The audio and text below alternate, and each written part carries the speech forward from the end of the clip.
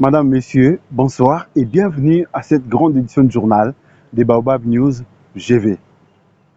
3 officiers des FARDC, dont un lieutenant-colonel, impliqués dans un réseau de vente d'armes aux groupes armés, notamment Codeco. Arrêtés depuis le week-end dernier, ils ont été présentés au gouverneur militaire de l'Ituri le mardi 29 mars 2022. Suivez les détails.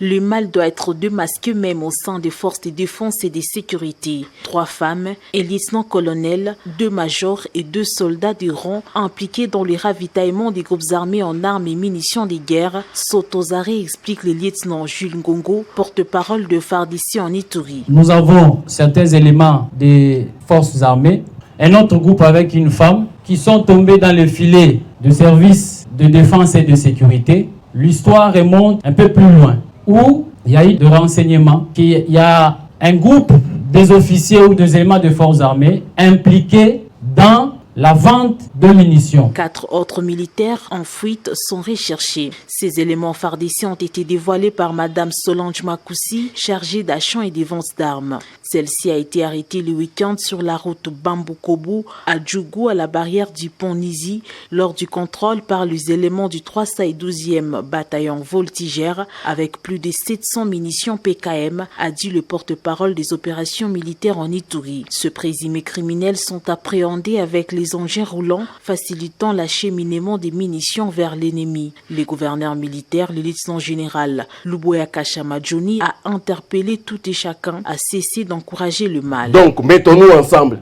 combattons ce mal-là. On lui a même dit comment est-ce qu'il faut transporter les munitions. Et c'est comme ça qu'elle avait les munitions sur sa tête, jusqu'à ce que les militaires ont insisté. Elle s'est battue avec les militaires.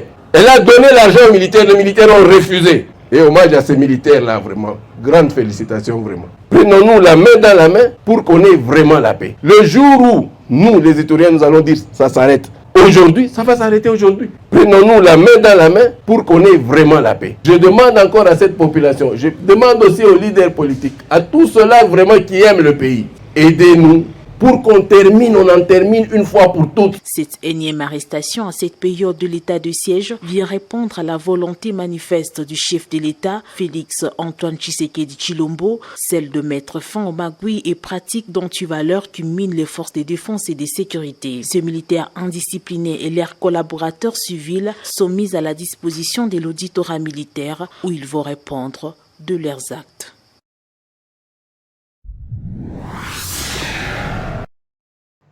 Quittons l'Ituri pour la ville de Kinshasa, où la 2e édition de la remise des trophées Marthe Tshisekedi Kassalu a eu lieu au chapiteau de Pullman. Une cérémonie haute en couleur qui, parmi les nominés, on enregistre les femmes de personnalités marquantes en Afrique, notamment Thomas Sankara, Abdou Diouf et les autres. Lumière Nissi était présente. Suivez ces reportages.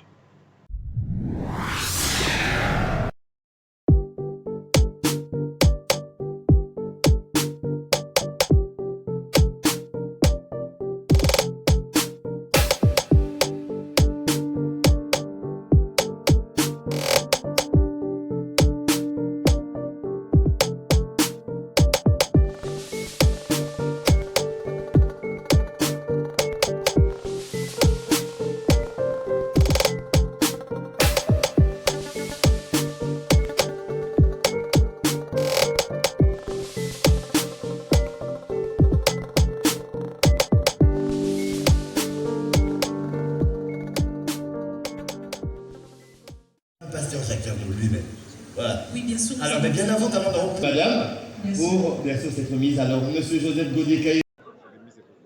En fait, la première des choses, je suis artiste. La deuxième des choses, je soutiens l'initiative de soutenir la femme, de promouvoir à l'émancipation de la femme. Alors, c'est cela qui justifie ma présence en ces lieux.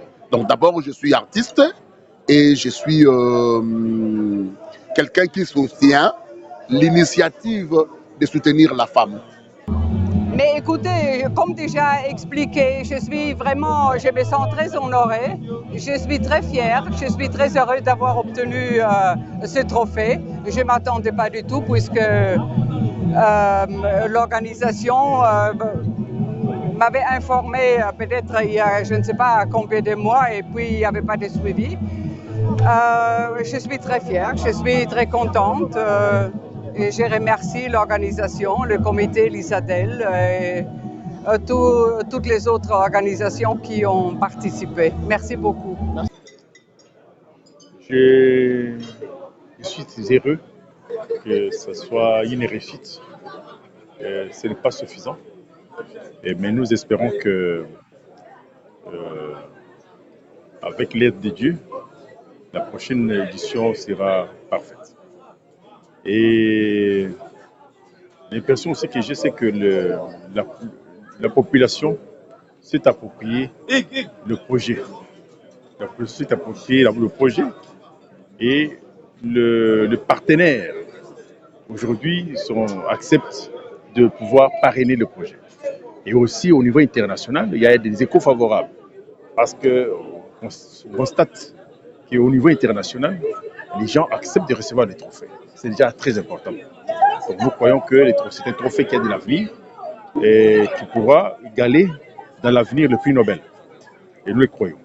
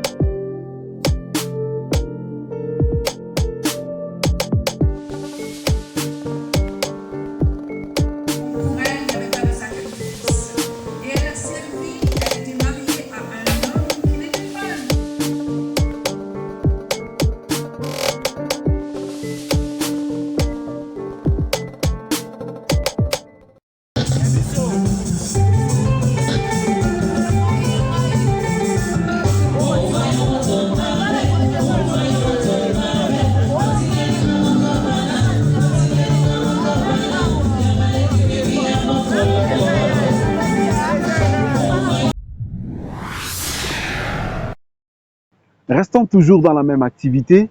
La République démocratique du Congo ne peut pas progresser sans l'aide de la femme. La femme occupe une place importante. Tel est le propos de son Excellence Modero Ntimba, ministre du Tourisme, qui a assisté lui aussi à cette cérémonie de remise des trophées Marthe Tshisekedi Kassalou. Suivez-le.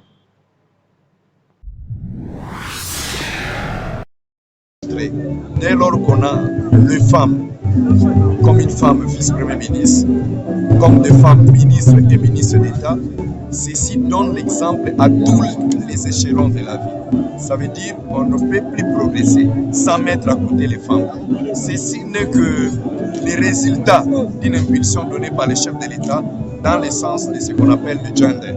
Le combat sur le gender au Congo, le discours ne viendra que, mais la vision est en train d'être appliquée à travers l'impulsion de son Excellence Monsieur le Président de la République, Félix Tshisekedi Tshilombo. Du tourisme à la diplomatie, sur invitation de son Excellence Félix Antoine Tshisekedi, l'acteur, le producteur, l'homme d'affaires belge Jean-Claude Van Damme est arrivé à Kinshasa le mercredi 30 mars 2022, à la tête d'une forte délégation d'hommes d'affaires pour la matérialisation des projets dans les domaines de l'éducation, la culture, les sports et les infrastructures, et sous le financement du projet Fachi City. Suivez leur arrivée à Fleuve Congo Hôtel.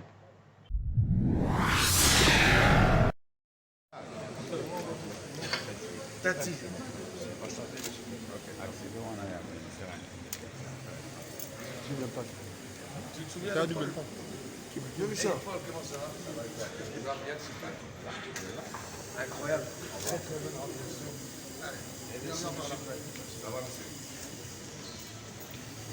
Nice to see you, man. Nice to see you too. Yeah.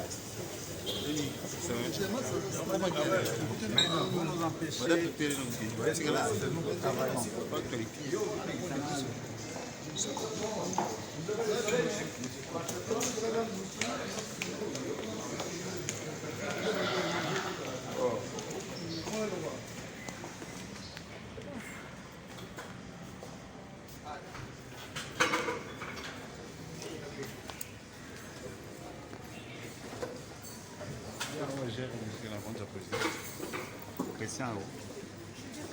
Monsieur Christian.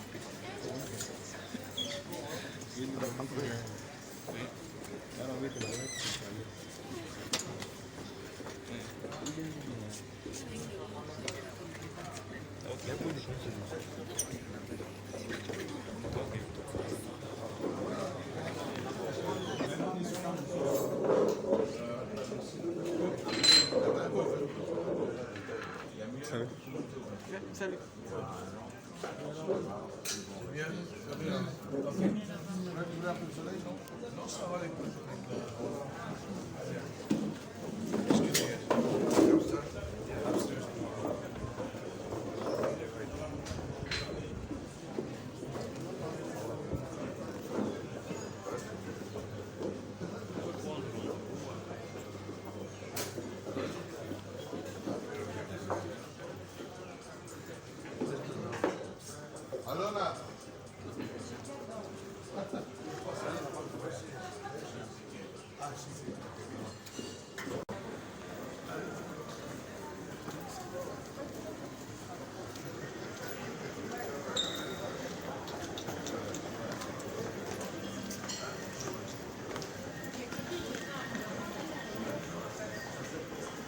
C'est plus retard.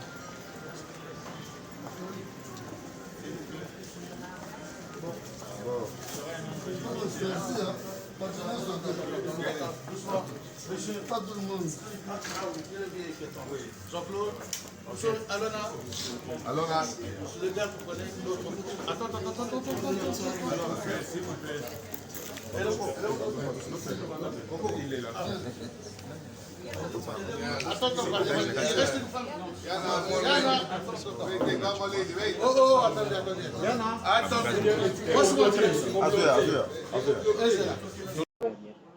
Attendez. D'abord, je suis dans la joie. Nous avons reçu notre partenaire stratégique. Nous restons dans la ligne de ce qui a été décidé au Conseil des ministres du 18 février, où on annonçait que Bytech a finalisé la structuration du financement. Et là, nous recevons un des grands partenaires stratégiques, M. Jean-Claude Van Damme, qui vient spécifiquement pour matérialiser ces projets de financement. Il est mandaté par des grands groupes de promotion immobilière tels qu'Emar et autres. Donc je pense qu'avec cette arrivée et la signature des accords qui suivront, le projet pourra démarrer dans de très bonnes conditions. Et ici, on parle de l'intégralité du financement, donc 8 milliards 200 millions.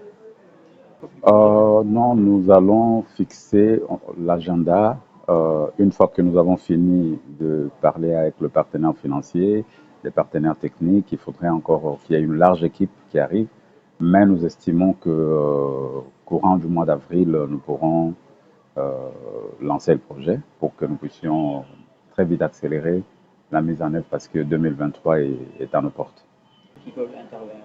Écoutez, le projet est structuré de manière à laisser l'espace à tout partenaire financier selon des paliers d'intervention.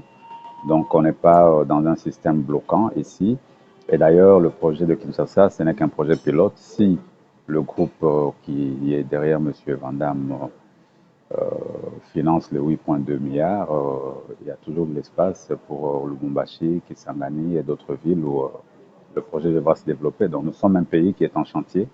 Il n'y a pas de raison de se battre. Il y a beaucoup à faire au Congo. Il y a de la place pour tout le monde.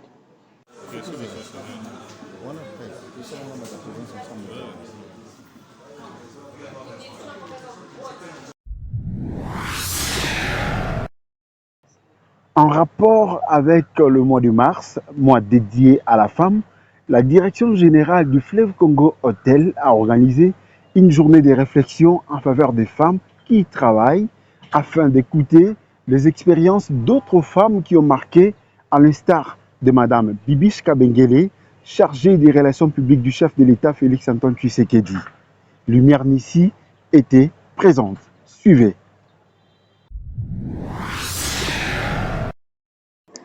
Alors, je commence par remercier le DG de l'établissement Fleuve Congo Hotel d'avoir eu cette idée, cette initiative de regrouper toutes les femmes de l'établissement autour de ce thème, c'est-à-dire devenir une femme. Alors, ma contribution, c'était de conscientiser les femmes à avoir plus confiance en elles-mêmes pour devenir des vraies femmes, pour se battre dans la société et pour se faire une place aussi de distinction. Voilà un petit peu ce que je peux dire. On était 3 panélistes, c'est vrai. Moi, ma contribution à moi se basait sur la confiance en soi. Et je pense avoir atteint l'objectif parce que plusieurs des femmes ont quand même eu à poser des questions, à vouloir comprendre de mieux en mieux. Et les échanges ainsi que le réseautage s'est très bien passé. Alors, la première des clés, c'est de s'accepter. S'accepter comme tel. Pourquoi? Parce que nous sommes des individus, nous sommes des personnes physiques et nous avons nos propres limites. S'accepter en soi veut dire savoir s'écouter en elle-même, écouter notre propre intérieur et très souvent faire un examen de conscience. La deuxième des clés, c'est de s'affirmer, c'est-à-dire l'acquisition de compétences, fréquenter des milieux comme on a eu aujourd'hui la conférence, des séminaires, suivre des formations pour avoir une bonne posture et se faire une place dans la société. Et la troisième des clés, c'est s'identifier. S'identifier, c'est par rapport à notre entourage. Qui est à côté de nous? Nous sommes à côté de qui? Qui nous accompagne et nous accompagnons qui? Voilà un petit peu les 3 clés qui composent la base d'avoir une confiance en soi-même.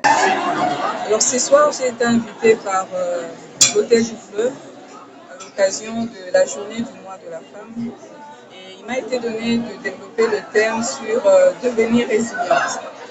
J'ai encouragé les femmes et les hommes qui étaient dans la salle à être résilientes. Je leur expliquais c'est quoi la résilience et pourquoi être résilient. En bref, la résilience, ça fait partie de la vie.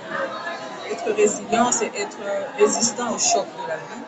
Et personne d'entre nous n'est épargné d'avoir des chocs dans la vie. Et j'ai encouragé les hommes et les femmes dans la salle à ne pas se limiter aux chocs, aux épreuves de la vie, mais au-delà des chocs, à se relever et à avancer. D'un événement à un autre, les femmes du ministère de l'intégration régionale ont, ensemble avec la francophonie, clôturé le mois dédié à la femme. C'était dans une ambiance vivante et c'était à l'hôtel Béatrice à Gombe. Suivez-les.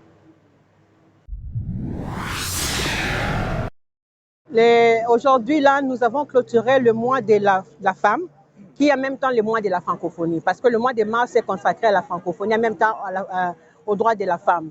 Raison pour laquelle nous allons clôturer le mois de la femme francophone aujourd'hui. C'est notre raison d'être aujourd'hui ici, en ces lieux. Voilà. Justement, nous avons parlé aux femmes pour leur demander de faire une prise de conscience. Toutes les actions que nous pourrons mener par-ci, par-là ne pourront pas suffire pour assurer la promotion de la femme. La femme doit faire une prise de conscience, elle doit savoir qu'elle est le premier acteur de son propre statut. Et c'est sur ça, sur ces bases, que la femme peut se développer. Sans cela, ça ne viendra pas. Autonomiser la femme, vous avez suivi dans la salle, il y a une femme qui dit non, il ne faut pas autonomiser la femme doit s'autonomiser elle-même. Il y a des mécanismes qu'on doit mettre en place.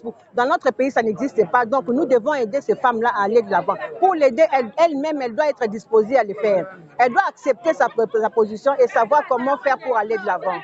C'est ça le plus important.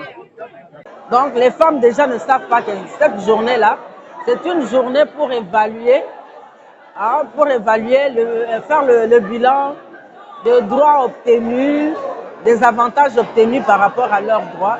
Les gens croient que c'est une journée pour la fête de la femme.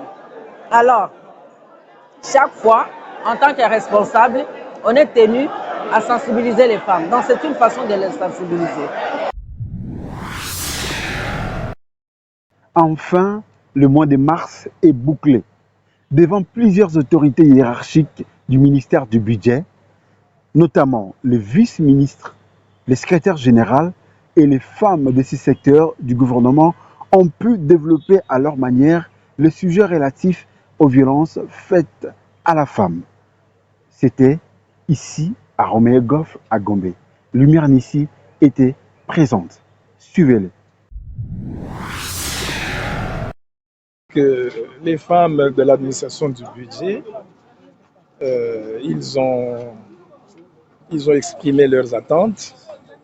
Et puis après, nous, en tant que responsables, nous allons essayer d'en tenir compte. Et puis, nous nous sommes rendus compte aussi qu'elles sont vraiment, réellement engagées dans ce marathon de changement. Et nous allons y aller ensemble. Tel que nous sommes là, aujourd'hui nous célébrons la clôture du mois de la femme. Comme on a toujours le célébré le 8 mars. Et le ministère du budget l'a célébré aujourd'hui le 31 pour faire la clôture. Et on a essayé un peu de quitter les sujets, en dehors du sujet, du thème du 8 mars. Et nous avons voulu quand même avoir le thème et parler sur le thème de la violence faite à la femme dans le milieu professionnel, précisément au milieu du budget, le ministère, au sein du ministère du budget. Raison pour laquelle nous sommes là, nous sommes entourés devant nos autorités qui étaient là, le MINETA, le vice-ministre, le ministre de genre qui était représenté par une dame directeur et notre secrétaire général. Raison pour laquelle nous étions ici à Romeo Golf pour faire cette clôture. Effectivement, le ministère du budget a compris le message et j'en suis sûre parce que le message était allé directement devant nos autorités qui étaient présentes. Section des hôtels, le chapitre 42 est là, la toute première de cette année.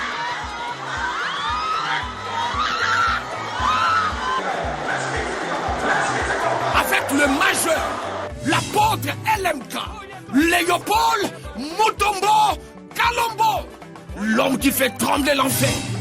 Oh, alléluia! Que les saints acclament le Seigneur! Ça c'est impossible. Donc ça c'est le miracle.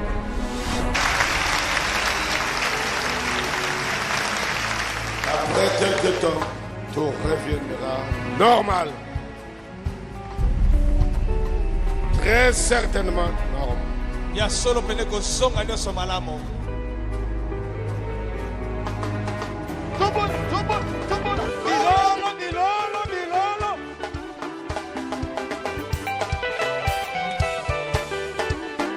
Ils sont plaqués au sol. Ils sont plaqués au sol. Ils sont plaqués au sol.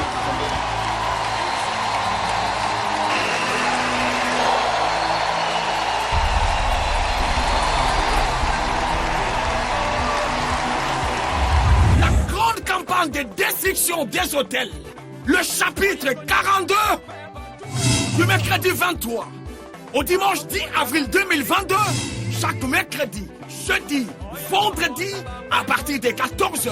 Et le dimanche, service matinal à partir de 6h30. Une onction qui ravage tout sur son passage. Aucune maladie ne peut résister à ce vent du surnaturel. Aucun cas de possession ne peut tenir tête. Tika kanapet shamatambe na kibomang. Chapitre 42, Isayayo, Yambaloyo, Okotatola. Cordial bienvenue à tous. Que Dieu vous bénisse. C'est par ces reportages que nous bouclons cette édition d'information des Baobab News GV. Continuez à nous suivre partout à travers le monde et abonnez-vous, likez les vidéos. Nous sommes sur YouTube, sur Facebook, sur Instagram, sur TikTok. Au revoir, que Dieu vous bénisse.